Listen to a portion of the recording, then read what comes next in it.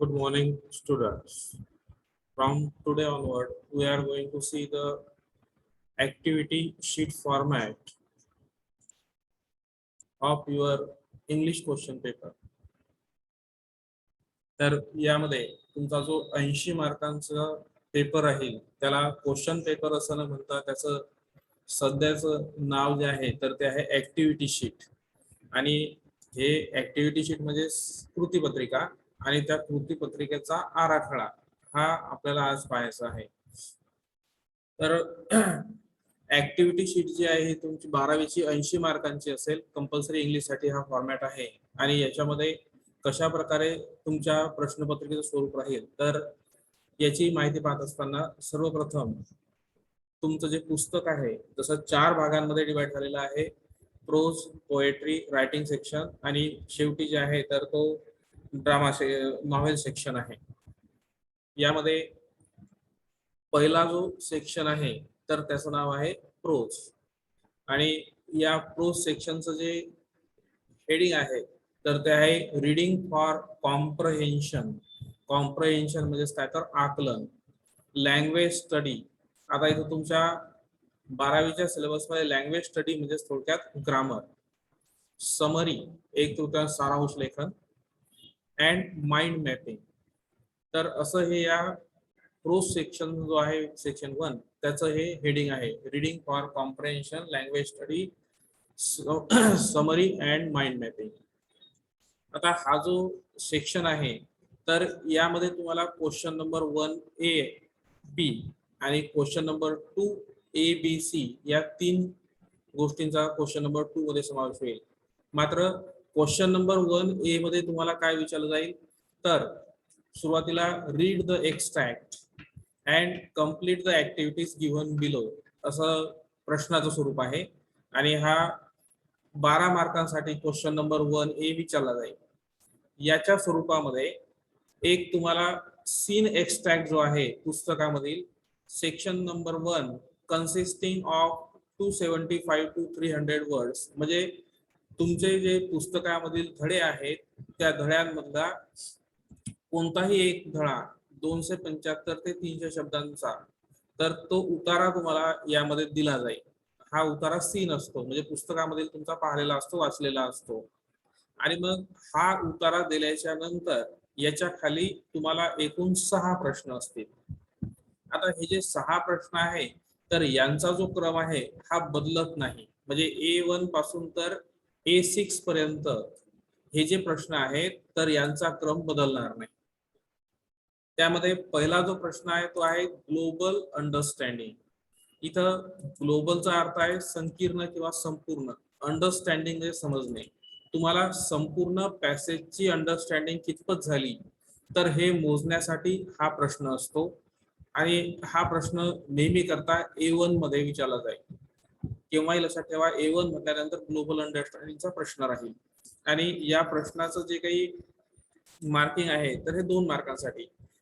आता हा जो प्रश्न आहे तर हा कशा प्रकारे आपल्याला विचारला जाईल आणि त्याच्या उत्तरामध्ये काय लिहायचं आहे तर हे माहिती आपण पाहू. आता बघा ग्लोबल अंडरस्टँडिंगचे एकूण 3 प्रश्न तुम्हाला येतील या अशा 3 ठिकाणी. क्वेश्चन नंबर 1A मध्ये A1, 2A मध्ये A1, 3A मध्ये A1 असे 3 ग्लोबल अंडरस्टँडिंगचे प्रश्न येणार आहेत. ठीक आहे. तर यामध्ये टेस्टिंग एलिमेंट म्हणजे ग्लोबल अंडरस्टँडिंगचं जे तुम्ही उत्तर लिहाल त्यामध्ये काय तपासलं जातं. Overall understanding of the extract म्हणजे दिलेला जो उतारा आहे हा तुम्हाला कितपत समजला आहे हे तपासलं जाते. नंतर पॅसेज मध्ये लेखक कोणता संदेश देतो ते सांगलं जाईल. नंतर या पॅसेजची थीम मध्यवर्ती कल्पना काय आहे किंवा हा नवीन शब्द आहे जिस्ट. जिस्ट म्हणजे सुद्धा काय तर मध्यवर्ती कल्पना. तर ग्लोबल अंडरस्टँडिंग या प्रश्नामध्ये हे घटक तपासले जातील. आता आपण ऍक्टिव्हिटी शीटचा फॉर्मॅट पाहतो आहे म्हणून मग या ग्लोबल अंडरस्टँडिंग प्रश्नासाठी बोर्डानं काही ऍक्टिव्हिटीज म्हणजे काही कृती दिलेल्या आहेत. तर या कृती ज्या आहे ग्लोबल अंडरस्टँडिंग साठी कोणता आहे ट्रू फॉल्स म्हणजे तुम्हाला एखादं वाक्य दिलं जाईल ते चूक आहे की बरोबर आहे असे समजा 4 वाक्य दिले जातील, 4 पैकी 2 बरोबर कोणते आहेत, 2 चुकीचे कोणते आहेत ते निवडा. किंवा करेक्ट स्टेटमेंट, चुकीचं वाक्य दिलं जाईल ते दुरुस्त करा. किंवा करेक्ट रिझन, योग्य कारण शोधून काढा. कंप्लीट, एखादी आकृती अपूर्ण स्वरूपात दिली जाईल ती पूर्ण करायला सांगितलं जाईल. किंवा फिल इन द ब्लँक्स, रिकाम्या जागा भरा असा प्रश्न येईल. किंवा सिक्वेन्सिंग, सिक्वेन्सचा अर्थ आहे दिलेले मुद्दे तुम्हाला जंबल ऑर्डर मध्ये म्हणजे अस्ताव्यस्त दिले जातात तर ते योग्य क्रमाने लावा, असा हा प्रश्न विचारला जाईल. ठीक आहे. तर ह्या ज्या ग्लोबल अंडरस्टँडिंग वर काय तपासलं जाते, कोणत्या ऍक्टिव्हिटी विचारल्या जातात, हा प्रश्न किती ठिकाणी येतो आणि त्याच्यासाठी मार्क किती, तर तुमच्या 80 पैकी हा जो ग्लोबल अंडरस्टँडिंगचा प्रश्न आहे हा 6 मार्कांसाठी विचारला जाईल. 3 ग्लोबल अंडरस्टँडिंग प्रश्न येतील, प्रत्येकाला 2 मार्क आहेत. असा हा टोटल ग्लोबल अंडरस्टँडिंगचा जो प्रश्न आहे, क्वेश्चन नंबर 1A मध्ये A1, क्वेश्चन 2A मध्ये A1 आणि क्वेश्चन 3A मध्ये A1 अशा 3 ठिकाणी विचारला जाईल. आता आपण पुन्हा आपला जो सीन पॅसेज आहे तर त्याखाली हा पहिला प्रश्न पाहिला ग्लोबल अंडरस्टँडिंग. त्यानंतर दुसरी ऍक्टिव्हिटी राहते कॉम्प्लेक्स फॅक्च्युअल. कॉम्प्लेक्स याचा अर्थ आहे संदिग्ध, त्याचं उत्तर तुम्हाला पॅसेज मध्ये लवकर दिसत नाही, सहजासहजी दिसत नाही. आणि फॅक्च्युअल, फॅक्च्युअलचा अर्थ आहे जी माहिती जशीच्या तशी सांगली जाते त्याला म्हणतो आपण फॅक्च्युअल. तर हा जो कॉम्प्लेक्स फॅक्च्युअल ऍक्टिव्हिटी जी आहे तर ही A2 मध्ये विचारली जाते 2 मार्कासाठी. आता या कॉम्प्लेक्स फॅक्च्युअल मध्ये काय काय एलिमेंट तपासले जातात आणि त्याच्यामधल्या ऍक्टिव्हिटीज कोणत्या, तर हा बघा दुसरा आहे हा कॉम्प्लेक्स फॅक्च्युअल क्वेश्चन. 80 मार्कांपैकी 2 ठिकाणी कॉम्प्लेक्स फॅक्च्युअल क्वेश्चन येतो. क्वेश्चन नंबर 1A मध्ये A2 ऍक्टिव्हिटी आणि क्वेश्चन 2A मध्ये A2 ऍक्टिव्हिटी. ठीक आहे. आता या कॉम्प्लेक्स फॅक्च्युअल क्वेश्चन मध्ये काय आपल्याला टेस्टिंग एलिमेंट्स आहे, तर assemble the facts that are scattered in the extract. Assemble म्हणजे जोडणे, एकत्र आणणे. स्कॅटर्ड म्हणजे विखुरलेले, पसरलेले. तर पॅसेज मधली जी माहिती आहे तर ती विखुरलेल्या स्वरूपात असते, ती तुम्हाला एकत्र आणण्यासाठी या प्रश्नाची रचना केलेली आहे. मग आता या प्रश्नामध्ये तुम्हाला हे जे विखुरलेले पॉइंट आहे हे एकत्र आणण्यासाठी कोणत्या प्रकारच्या ऍक्टिव्हिटीज आहेत, तर सर्वात पहिले वेब्स. वेब्स म्हणजे एक प्रकारची गोल अशी आकृती की ज्याच्यामध्ये काय केलं जाते तर आपल्याला ती कम्प्लीट करायला सांगते. हे बघा, हे वेब चार्टचं चित्र आहे. ठीक आहे. अशी प्रकारची जी आकृती आहे याला म्हणतो आपण वेब चार्ट किंवा वेब. त्यानंतर फ्लो चार्ट. फ्लो चार्टचा अर्थ पॅसेज मधील मुद्दे एकाखाली एक किंवा एकानंतर एक मांडणे. ठीक आहे. थोडक्यात तो घटनाक्रम जो असतो तर तो त्यामध्ये लिहायचा असतो. नंतर कम्प्लीट द टेबल. एखाद्या वेळेस काय केलं जाते तर एक टेबल किंवा एखादा चार्ट असतो, तो चार्ट जो आहे तर त्यामधल्या रिकाम्या जागा पूर्ण करायच्या असतात. किंवा काही वेळेस मॅच, जोड्या लावा. कम्प्लीट, अर्धवट माहिती दिली जाते ती पूर्ण करायला सांगितली जाते. किंवा सिलेक्ट अल्टरनेटिव्ह, पर्याय शोधा. ठीक आहे. तर अशा प्रकारच्या ऍक्टिव्हिटीज याच्यामध्ये विचारल्या जातील. आणि कॉम्प्लेक्स फॅक्च्युअल हा क्वेश्चन 2 मार्कांसाठी 2 ठिकाणी येतो, म्हणून 80 मार्कांपैकी त्याला वेटेज दिलेलं आहे किंवा त्याला गुण दिलेले आहे 4. तर तुमचा जो सीन पॅसेज आहे त्या सीन पॅसेज वरची A2 ऍक्टिव्हिटी ही नेहमी करता कॉम्प्लेक्स फॅक्च्युअलच राहील आणि हे 2च प्रश्न आहेत. ठीक आहे. त्यानंतर आपण जो सीन पॅसेज पाहतो आहे त्यामधला A3 मध्ये तिसरी ऍक्टिव्हिटी जी आहे तर ती आधारित आहे इन्फरन्स, इंटरप्रिटेशन आणि अनालिसिस. तर हा 3ऱ्या नंबरचा प्रश्न येईल 2 गुणांसाठी. आता हे इन्फरन्स, इंटरप्रिटेशन, अनालिसिस यांच्यावर कशा प्रकारची माहिती आपल्याला पाहता येईल बघा. Inference, interpretation, analysis. तर यामध्ये इन्फरन्स म्हणजे काय, तर deduce, guess, infer, to take out the meaning according to extract or the text. थोडक्यात आपण काय निष्कर्ष काढतो, काय तर्क काढतो, आपला काय अनुमान आहे. ठीक आहे. आणि त्या टेक्स्टच्या संदर्भामध्ये आपण हे जे चिंतन केलेलं आहे तर त्यावर आधारित प्रश्न जे असतात त्याला म्हणतो आपण इन्फरन्स किंवा क्वेश्चन. त्यानंतर इंटरप्रिटेशन, आकलन. To interpret what you understand or come to know after reading the extract. म्हणजे आपण हा जो सीन पॅसेज वाचल्याच्या नंतर आपल्याला काय समजलं, आपल्याला काय अवगत झालं, तर हे तुम्हाला त्यामध्ये काय करायचं असते तर मांडायचं असते, तुमचं आकलन त्यामध्ये मांडायचं असते. त्यानंतर ऍनालिसिस. ऍनालिसिस म्हणजे काय तर detail study from all angles, diving in part or dissection.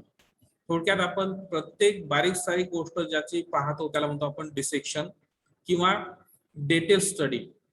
वेगवेगळ्या अंगांनी आपण तो जो पॅसेज आहे तर कशा प्रकारे त्याचं आपल्याला पृथक्करण करायचं आहे, त्याचं विश्लेषण करायचं आहे. आणि हा जो इन्फरन्स इंटरप्रिटेशन अनालिसिसचा प्रश्न 3 ठिकाणी विचारला जातो. क्वेश्चन नंबर 1A मध्ये तिसरी ऍक्टिव्हिटी म्हणजे A3 ऍक्टिव्हिटी, 2A मध्ये A3 ऍक्टिव्हिटी आणि क्वेश्चन नंबर 3A मध्ये A2 ऍक्टिव्हिटी. तर या 3 ठिकाणी हा प्रश्न विचारला जातो. इथं लक्षात घ्या, पोएम मध्ये हा दुसऱ्या नंबरचा क्वेश्चन असतो. ठीक आहे. त्यानंतर 2 मार्कांसाठी हे 3 प्रश्न विचारले जातील. 80 पैकी 6 मार्काचे इन्फरन्स किंवा इंटरप्रिटेशन प्रश्न तुम्हाला येतील.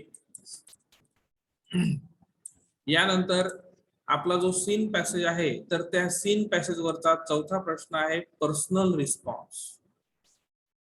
थोडक्यात पर्सनल म्हणजे खासगी किंवा वैयक्तिक, रिस्पॉन्स म्हणजे प्रतिसाद. आणि हा प्रश्न नेहमी करता A4 ऍक्टिव्हिटी मध्ये विचारला जाईल 4 नंबरला आणि त्याला 2 मार्क आहे. मग पर्सनल रिस्पॉन्स मध्ये काय टेस्ट केलं जाते तर एक्सप्रेसिंग व्ह्यूज, तुमचं मत व्यक्त करणे. एक्सप्रेस म्हणजे व्यक्त करणे, व्ह्यूज दृष्टिकोन किंवा मत. ओपिनियन, ओपिनियनचा अर्थ सुद्धा मत. आयडिया म्हणजे कल्पना. सिमिलर सिच्युएशन म्हणजे पॅसेज मध्ये जी स्थिती दिलेली आहे ती स्थिती आपण कशा प्रकारे हाताळणार. इमॅजिनिंग म्हणजे कल्पना करणे. ठीक आहे. तर ह्या गोष्टी त्यामध्ये टेस्ट केल्या जातील. आता पर्सनल रिस्पॉन्स क्वेश्चन हा 3 ठिकाणी विचारला जातो. क्वेश्चन नंबर 1A मध्ये चौथी ऍक्टिव्हिटी, क्वेश्चन नंबर 2A मध्ये चौथी ऍक्टिव्हिटी आणि क्वेश्चन नंबर 3A म्हणजे पोएम मध्ये तिसरी ऍक्टिव्हिटी. मग यामध्ये तुम्हाला कोणत्या प्रकारचे प्रश्न विचारले जातील तर सर्वात पहिले सेल्फ एक्सपिरियन्स म्हणजे जसा लेखकाचा किंवा कवीचा अनुभव आहे तसा तुमचा स्वतःचा काय अनुभव हे त्यामध्ये मांडलं जाईल. पॅरलल एक्सपिरियन्स, समांतर एक्सपिरियन्स म्हणजे लेखकाचा जसा अनुभव तसा तुमचा अनुभव. एक्सप्रेसिंग व्ह्यूज, एखाद्या बाबतीमध्ये स्वतःचं मत प्रदर्शन करणे. एक्सप्रेस म्हणजे व्यक्त करणे. ओपिनियन, आयडियाज, तुमची रिॲक्शन म्हणजे प्रतिक्रिया. रिस्पॉन्स म्हणजे प्रतिसाद. ऍग्री, डिसऍग्री, तुम्ही त्या लेखकाशी सहमत आहे की सहमत नाही. सजेशन, सूचना. सोल्युशन्स, सोडवणूक, एखादी समस्या सांगली असेल तर त्याला काय सोल्युशन तुम्ही सांगसाल. रेमेडीज, उपाययोजना. Measures, steps. ड्रॉ कन्क्लुजन, एखाद्या गोष्टीवर निष्कर्ष काढणे, एखाद्या गोष्टीचं कारण सांगणे. इम्पॅक्ट म्हणजे प्रभाव. इन्फ्लुएन्स म्हणजे सुद्धा प्रभाव. इफेक्ट म्हणजे सुद्धा प्रभाव. कॉमेंट्स म्हणजे तुमचं मत. क्रिटिसाइज म्हणजे टीका करणे, एटसेट्रा. तर अशा प्रकारचे जे काही पर्सनल रिस्पॉन्स क्वेश्चन आहे तर याच्यावर या एवढ्या प्रकारच्या ऍक्टिव्हिटीज आपल्याला सॉल्व्ह कराव्या लागतील. पर्सनल रिस्पॉन्सचे क्वेश्चन 2 मार्कांसाठी 3 प्रश्न विचारले जातात. 6 मार्क त्याला आहेत. 80 मार्कांपैकी पर्सनल रिस्पॉन्सला जे गुणदान आहे तर ते 6 गुणांचं आहे.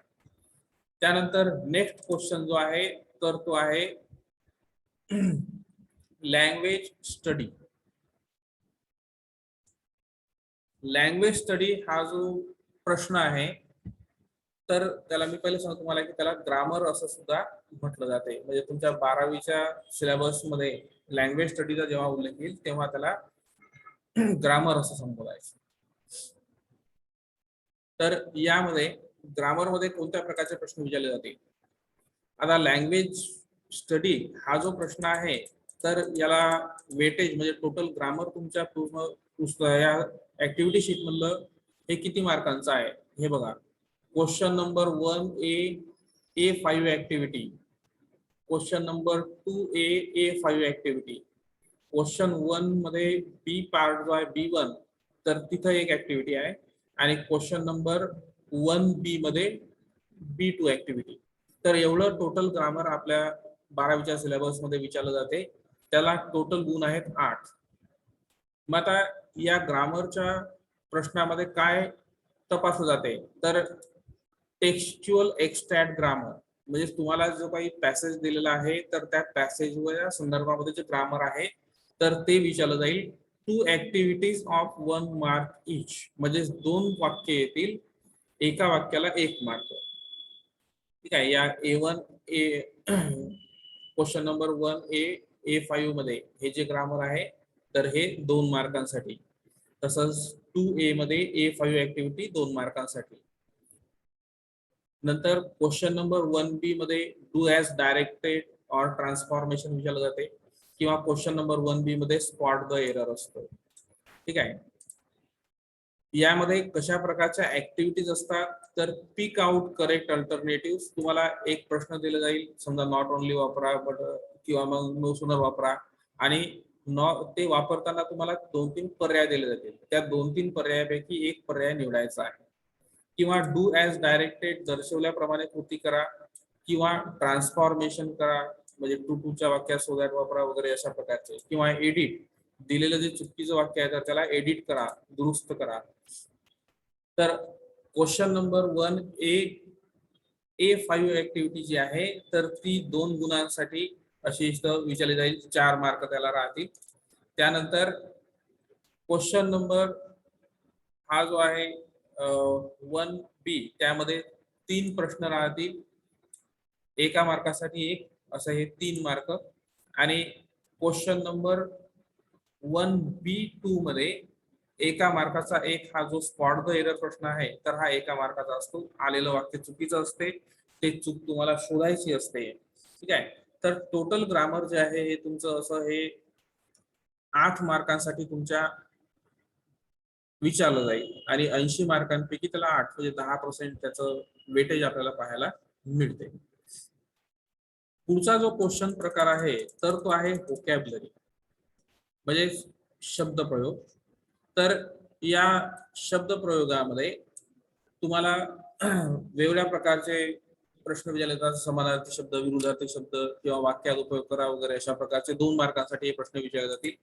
तर व्होकॅब्युलरी मध्ये टोटल 4 मार्क आहेत. क्वेश्चन नंबर 1A मध्ये A6 ऍक्टिव्हिटी, क्वेश्चन 2 मध्ये A6 activity, 2 activities of 1 mark each म्हणजे 2 ऍक्टिव्हिटी केल्या जाईल, एका मार्कासाठी 1. यामध्ये वर्ड रजिस्टर म्हणजे एखाद्या विषयाची परिभाषा, जसं कॉम्प्युटर असेल तर कॉम्प्युटरच्या क्षेत्रामधले वेगवेगळे शब्द, स्पोर्ट्स असतील तर त्यामध्ये स्पोर्ट्स मधले वेगवेगळे शब्द, समजा लायब्ररी असेल तर लायब्ररी मधले वेगवेगळे शब्द. या प्रत्येक क्षेत्राशी निगडीत जे शब्दप्रयोग आहे त्याला म्हणतो आपण word register. Then crossword puzzle शब्दकोड, वर्ड पझल रिडल, जसं आपण वर्तमानपत्रामध्ये शब्दकोड पाहतो त्याला म्हणतो आपण word puzzle or riddle. Fill in the blanks, काही वेळेस रिकाम्या जागा दिल्या जातील, योग्य शब्द भरा. किंवा फाइंड अ वर्ड, समानार्थी शब्द शोधा. मॅच वर्ड, शब्दांच्या जोड्या लावा. टाईप ऑर फॉर्म, समजा एखादा शब्द नाऊन आहे की वर्ब आहे असं शोधून काढणं, किंवा एखाद्या नामाचं विशेषण करणं, अशा प्रकारचे प्रश्न याच्यामध्ये विचारले जातात. व्होकॅब्युलरीचा प्रश्न 2 गुणांसाठी 2 ठिकाणी येतो म्हणून त्याला 4 मार्क्स दिलेले आहेत. तर 80 पैकी 4 मार्कांची व्होकॅब्युलरी तुम्हाला विचारली जाईल. तर अशा प्रकारचे हे जे क्वेश्चन नंबर 1A आहे तर याच्यामध्ये असे वेगवेगळे 6 प्रश्न विचारले जातील, आणि या प्रश्नामध्ये तुम्हाला काय करायचं आहे तर योग्य प्रकारे हा सीन पॅसेज असतो, आणि सीन पॅसेज असल्यामुळे तुम्हाला काय करता येईल तर त्याचं उत्तर चांगल्या प्रकारे लिहिता येईल. तर असे हे 12 मार्कांसाठी हे प्रश्न आपल्याला इथं पाहायला मिळतील. आणि हा जो पुढचा जो नॉन टेक्स्च्युअल स्टडी आहे तर हा ग्रामरचा प्रश्न आहे. नॉन लँग्वेज स्टडी मध्ये do as directed or transformation of sentence आहे.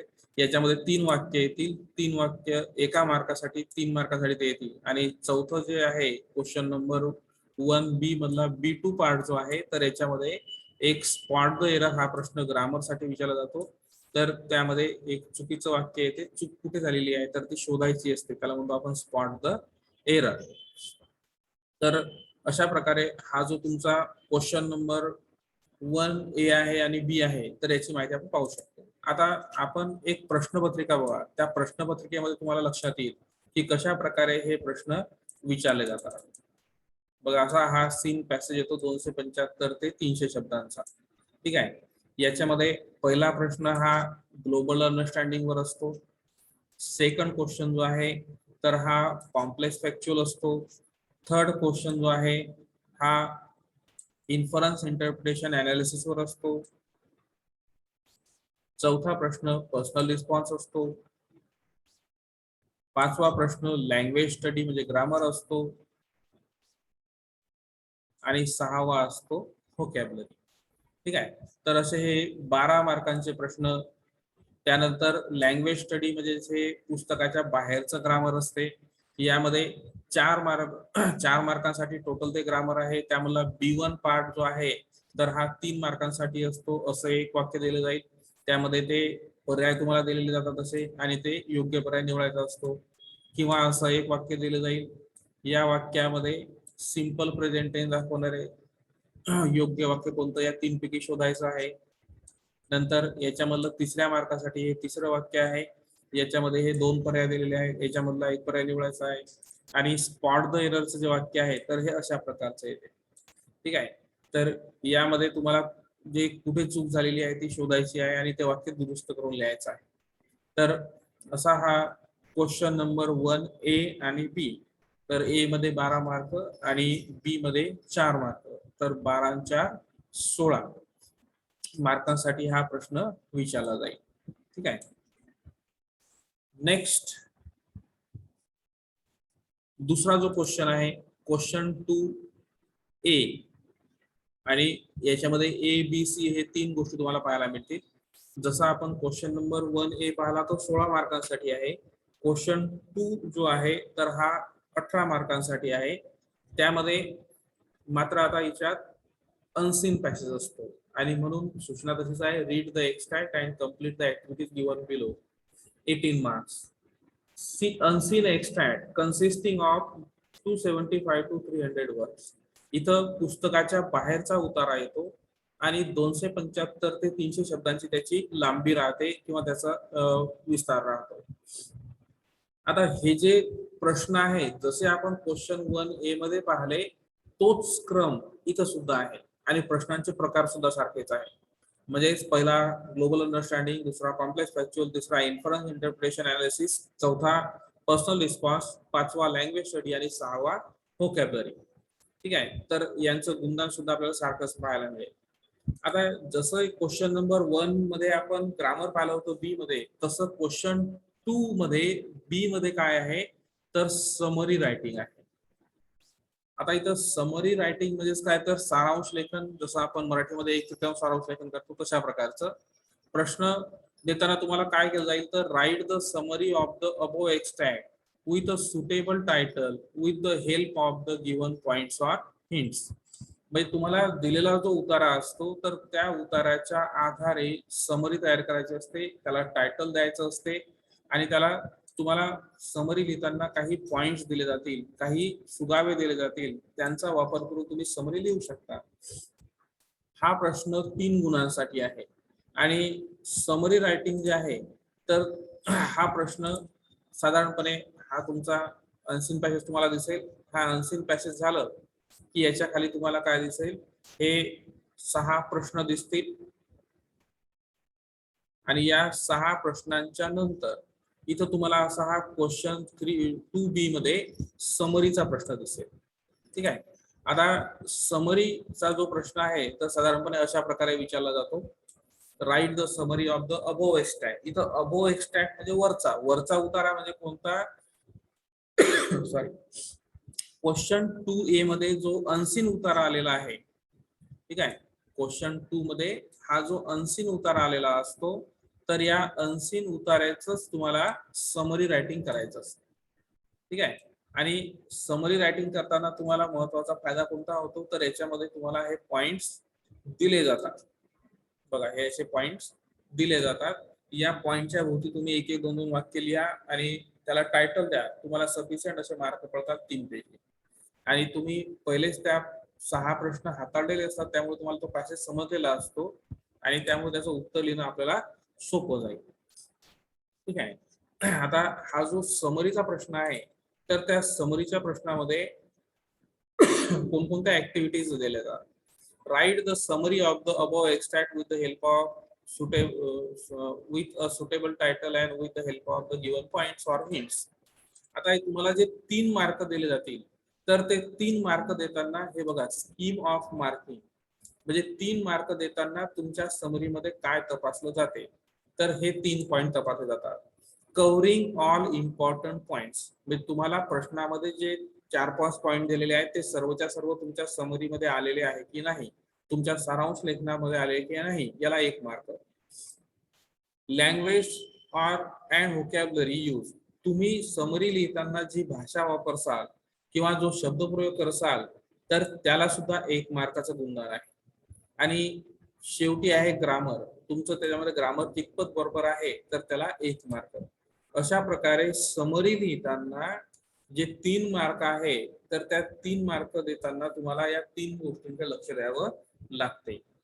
तर असा हा क्वेश्चन नंबर 2B ज्याच्यामध्ये समरी रायटिंग विचारले जाते. पुढचा जो प्रश्न आहे क्वेश्चन नंबर 2C मध्ये, तर तो आहे माइंड मॅपिंग. आता माइंड मॅपिंग हा जो टॉपिक आहे, तर हा तुमच्या 12वीच्या सिलेबसमध्ये पहिल्यांदा ऍड झालेला आहे आणि हा एक चॅलेंजिंग क्वेश्चन सर्वांसाठी आपल्याला पाहायला मिळतो. माइंड मॅपिंगचा क्वेश्चन हा 3 गुणांसाठी क्वेश्चन 2C मध्ये विचारला जाईल.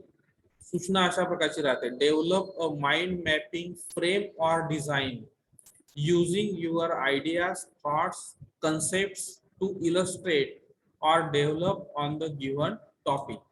तुम्हाला एक विषय दिला जाईल, त्या विषयावर आधारित माइंड मॅपिंग तयार करायची असते. माइंड मॅपिंग म्हणजेच काय, तर तुम्ही जो विचार करता त्याचा आराखडा, तुमच्या विचारांचा आराखडा, तुमच्या संकल्पनांचा आराखडा, आणि मग त्या आराखड्याला पाहून दुसरा एखादा व्यक्ती त्याचं काय करू शकेल, त्याच्यावर एखादा पॅसेज किंवा एखादा उतारा लिहू शकेल, याला माइंड मॅपिंग म्हणतात. जसं आपण एखादा स्टोरी वाचताना किंवा एखादा प्रयोग वाचताना छोट्या छोट्या नोट्स काढत चालतो आणि त्या नोट्स कशासाठी असतात, तर आपल्याला ती गोष्ट नंतर पुन्हा वाचण्याची गरज नाही, तो आराखडा पाहिला की आपल्याला काय तर ते लक्षात येते. तर अशा प्रकारे जे काही लिखाण केलं जाते त्याला म्हणतात माइंड मॅपिंग. आता माइंड मॅपिंग हा जो प्रश्न आहे क्वेश्चन नंबर 2C मध्ये विचारला जाणारा, तर त्यामध्ये टेस्टिंग एलिमेंट्स कोणते आहेत, develop a mind mapping frame or design using your own ideas, thoughts, concept to illustrate or develop given topic. म्हणजे दिलेला जो टॉपिक आहे, तर त्याच्यावर आधारित तुम्ही तुमचे विचार कशा प्रकारे मांडता, तुमच्या माइंडचा विचार कशा प्रकारे असतो, तर हे त्या आकृतीद्वारे दाखवलं जाते. यामध्ये माइंड मॅपिंग म्हणजेच काय, तर it is a graphical way, ग्राफिकचा अर्थ आहे आकृती, वे म्हणजे पद्धत, to represent ideas and concept. म्हणजे तुमच्या डोक्यामध्ये येणारे विचार, तुमच्या डोक्यामध्ये येणाऱ्या कल्पना, तर ह्या मांडण्याचं हे एक ग्राफिकल वे आहे, आकृतीचा मार्ग आहे. गाईडलाईन्स विल बी प्रोव्हाइडेड, आणि तुम्हाला कशा प्रकारची आकृती काढायची, तर त्या आकृतीच्या मार्गदर्शकाच्या काही पॉइंट्स तुम्हाला त्या प्रश्नपत्रिकेमध्ये दिले जातील. ठीक आहे. मग आता या माइंड मॅपिंगला 3 मार्क देताना कोणकोणत्या गोष्टींकडे लक्ष दिले जाते, तर दिलेले सर्व पॉइंट्स आले की नाही, म्हणजे कव्हरिंग ऑल इम्पॉर्टंट पॉइंट्स त्याला 2 मार्क्स आहेत, आणि प्रेझेंटेशन म्हणजे सादरीकरण, तुमची आकृती तुम्ही किती चांगली प्रभावीपणे काढली, त्याला 1 मार्क. असं हे 3 मार्कांचं गुणगान याचं आपल्याला पाहायला मिळेल. म्हणजे हा जो तुमचा क्वेश्चन 2C आहे, तर हा एक नवीन चॅलेंजिंग क्वेश्चन आपल्याला पाहायला मिळतो, आणि एक इंटरेस्टिंग भाग, ज्याला चित्रकलेची वगैरे आवड आहे, तर अशा विद्यार्थ्यांसाठी हा एक मजेशीर टॉपिक आपण पाहू शकतो. तर अशा प्रकारे क्वेश्चन नंबर 2A, B आणि C हे 18 मार्कांसाठी आपल्याला पाहायला मिळतील. त्यानंतर आता पुढचा जो सेक्शन आता बदलतो, नेक्स्ट सेक्शन जो आहे, तर तो आहे पोएट्री. आता तुमच्या पुस्तकामध्ये पोएट्रीचा जो भाग आहे, तर त्यामध्ये साधारणपणे 8 कविता आहेत तर या 8 कवितांवर आधारित हा प्रश्न असतो. आता 2020-21 आणि 21-22 मध्ये याच्यामधल्या 2 पोएम म्हणजे शेवटच्या 2 पोएम ज्या आहेत तर त्या वगळलेल्या आहेत. तर 6 पोएम वरच तुमचा हा प्रश्न विचारला जाईल या वर्षासाठी. मग पोएमवर आधारित जो क्वेश्चन नंबर 3A आणि B आहे, तर कशा प्रकारे याच्यावर प्रश्न विचारला जाईल? Read the extract and complete the activities given below. Seen extract from a poem of about 10 to 15 lines, म्हणजे साधारणपणे 10 ते 15 ओळींची एखादी कविता तुम्हाला दिली जाईल आणि त्या कवितेवर आधारित 10 मार्कांचे प्रश्न. आणि हे 10 मार्कांचे प्रश्न जे आहेत तर हे अशा 5 प्रकारचे आहेत. त्यामध्ये पहिला आहे ग्लोबल अंडरस्टँडिंग, म्हणजे संपूर्ण कवितेचं जे काही समजणं आहे तर ते तपासलं. त्यामध्ये आपण हा प्रश्नाचा प्रकार ऑलरेडी पाहिला होता. इथं A2 ऍक्टिव्हिटी इन्फरन्स, इंटरप्रिटेशन आणि अनालिसिस हा 2 गुणांसाठी. पर्सनल रिस्पॉन्सचा नंबर इथं A3 आहे, हा 2 गुणांसाठी. नंतर इथं नवीन प्रश्न आहे पोएटिक डिव्हाइस, म्हणजे कविता लिहिताना ज्या वेगवेगळ्या डिव्हाइसेसचा, साधनांचा वापर करतो, तर त्या साधनांवर आधारित जो प्रश्न असतो तो असतो कवितेमधला. नेहमी कथा लक्षात ठेवा, A4 ऍक्टिव्हिटी पोएटिक डिव्हाइसेसवर विचारली जाईल. आणि पोएटिक डिव्हाइस म्हणजे क्वेश्चन 3A मधला 4 पार्टचा जो प्रश्न आहे तो विचारला जाईल. Figure of speech, poetic devices मध्ये काय तर शब्दांचे जे अलंकार असतात त्याला म्हणतो आपण फिगर्स ऑफ स्पीच. त्यानंतर रायमिंग वर्ड्स किंवा रायमिंग लाईन्स. आता तुम्ही 10वी मध्ये रायमिंग वर्ड्स किंवा रायमिंग लाईन शोधले असतील तर तसाच तो प्रश्न असतो. आणि पुढचा आहे रायमिंग स्कीम. तर ऍक्च्युअली रायमिंग स्कीम जी आहे तर ती त्या रायमिंग वर्ड्स किंवा रायमिंग लाईन्सवर अवलंबून असते. तर इथं हा 2 मार्कांसाठी हा प्रश्न विचारला जाईल. एकच प्रश्न असतो तो तुमचा आणि त्याला 2 गुण आपल्याला पाहायला मिळतात. पुढचा जो प्रश्नाचा प्रकार आहे तर पुन्हा एक चॅलेंजिंग वर्क या पोएमच्या बाबतीमध्ये आहे क्रिएटिव्हिटी. आता क्रिएटिव्हिटी म्हणजे काय, तर एखाद्या व्यक्तीनं कवितेच्या आधारे समजा त्याच्यावर आधारित पुन्हा काही ओळी लिहून काढणे वगैरे अशा प्रकारचं जे क्रिएटिव्ह वर्क असते तर त्यावर आधारित हा प्रश्न आहे. Compose 2 to 4 lines. याच्यामध्ये तुम्हाला काय करायचं असतं, तर कवितेच्या कथानकावर आधारित तुमच्या मनाच्या 2 ते 4 ओळी तयार करायच्या असतात. आणि हा प्रश्न 2 गुणांसाठी 5व्या ऍक्टिव्हिटी मध्ये विचारला जातो. आता बघा, या क्रिएटिव्हिटीवर वेगवेगळ्या प्रकारचे प्रश्न आपल्याला विचारले जातील आणि त्यामध्ये काय टेस्ट केले जाते. तर हा मी पहिले सांगितलं की हा चॅलेंजिंग क्वेश्चन आहे आणि ज्याच्यामध्ये एखाद्या कवीचे गुण असतात तर त्या विद्यार्थ्यांसाठी हा एक इंटरेस्टिंग क्वेश्चन आपण पाहू शकतो. तर यामध्ये testing element change the idea. एखाद्या वेळेस तुम्हाला काय केलं जाते, तर कवीनं जी गोष्ट सांगलेली आहे त्याची कथा बदलून किंवा त्याचं जे काही मध्यवर्ती कल्पना बदलून तुम्हाला पुन्हा 2-4 ओळी लिहाव्या लागतात. किंवा lines that can be compose from given words. तुम्हाला काही शब्द दिले जातील, त्या शब्दांच्या आधारे तुम्ही कवितेच्या ओळी तयार करा.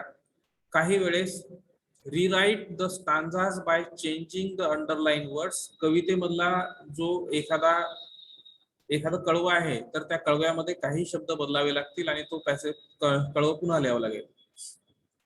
Compose another line to rhyme the given line. एक ओळ दिली जाईल, तिला राईम होणारी जी काही ओळ आहे तर ती तयार करायला सांगितली जाईल. नंतर आहे add 2 or 3 lines by changing the given idea. म्हणजे कवीनं सांगलेलं जे मत आहे त्याचं मत बदलून वेगळ्या प्रकारे तुम्हाला 2 ते 3 ओळी तयार करा सांगितलं जाईल. किंवा use a rhetorical question in any of the line. Rhetorical question म्हणजे काय, तर व्हर्बल क्वेश्चन. तर एखाद्या ओळीमध्ये व्हर्बल क्वेश्चन लिहून दाखवा असं सांगलं जाईल. Compose 2 lines with similar figure of speech. समजा जर ॲलिट्रेशन असेल, सिमिली असेल, मेटॅफर असेल, या फिगर्स ऑफ स्पीच आहे, तर अशाच प्रकारच्या फिगर्स ऑफ स्पीच असलेले 2 ओळी तुम्ही तुमच्या मनानं तयार करा असं सुद्धा विचारलं जाईल.